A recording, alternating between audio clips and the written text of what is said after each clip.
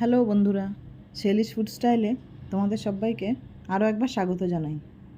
আজকে আমি বানাবো বাটার গার্লিক এগ রেসিপি।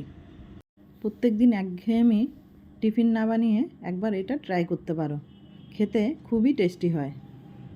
প্রথমেই আমি একটা বোলের মধ্যে 4টে ডিম এরকম ভেঙে নিচ্ছি।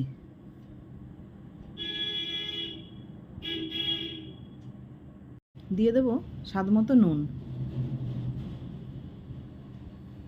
আর দিয়ে দিচ্ছি সামান্য গোলমরিচ গুঁড়ো। এবার একটা চামচ দিয়ে ডিমটা ভালো করে ফেটিয়ে নেব।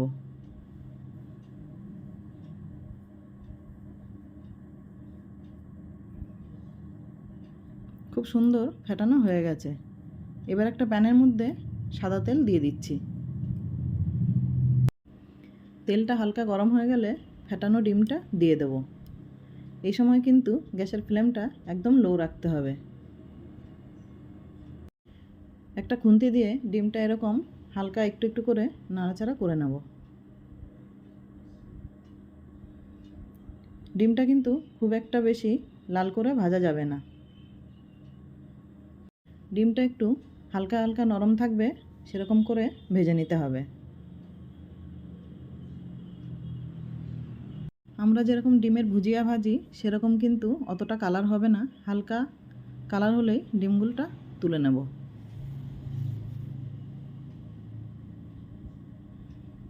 এবার আমি ডিমটা তুলে নিচ্ছি।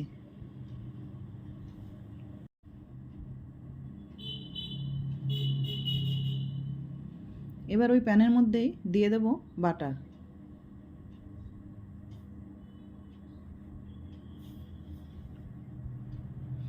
বাটারটা হালকা গলে গেলে দিয়ে দেব 1 চামচ রসুন কুচি। রসুনটা বাটারের সঙ্গে ভেজে নেব। রসুনটা কিন্তু একদম লাল করে ভাজা যাবে না, হালকা কাঁচা গন্ধটা দূর হয়ে যাবে এরকম ভেজে নেব। দিয়ে দেব 1 চামচ কর্নফ্লাওয়ার। আপনারা এই সময় ময়দাও দিয়ে দিতে পারেন। রসুনের সাথে হালকা নাড়াচাড়া করে নিচ্ছি। দিয়ে দেব 1 কাপ দুধ। দুধটা দিয়ে আবারও নাড়াচাড়া করে নিচ্ছি। গ্যাসের ফ্লেমটা এই সময় মিডিয়াম থাকবে। দিয়ে দেব স্বাদমতো নুন, আর দিয়ে দিচ্ছি গোলমরিচ গুঁড়ো। আবারও ভালো করে নাড়তে থাকবো।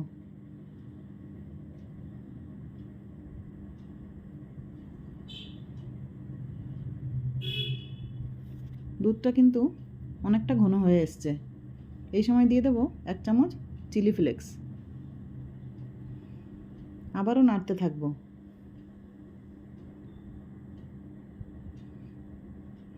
অনেকটাই ঘন হয়ে এসছে দুধটা।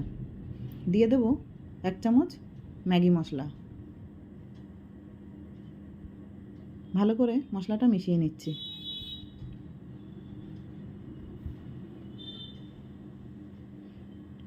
ঠিক দুধের ঘনত্বটা এরকম থাকবে।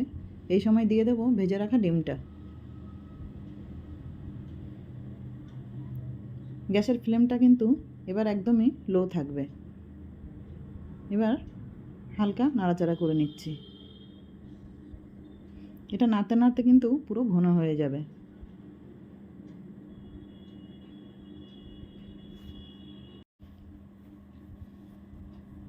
দেখো বন্ধুরা, খুব সুন্দর কিন্তু এটা শুকিয়ে গেছে। ঠান্ডা হলে আরও কিছুটা শুকনো হয়ে যাবে। এবার একটা প্লেটে সার্ভ করে নিচ্ছি। বাটার গার্লিক এগটা কিন্তু পুরোপুরি রেডি হয়ে গেছে। এবার ব্রেডের সঙ্গে এটা পরিবেশন করুন। খেতে কিন্তু খুবই দারুণ লাগবে। অবশ্যই তোমরা একবার বানিয়ে দেখো। আমার এই রেসিপিটা ভালো লাগলে একটা লাইক দিয়ে দেবে। কমেন্ট করে জানাবে রেসিপিটা কেমন হয়েছে। নমস্কার বন্ধুরা।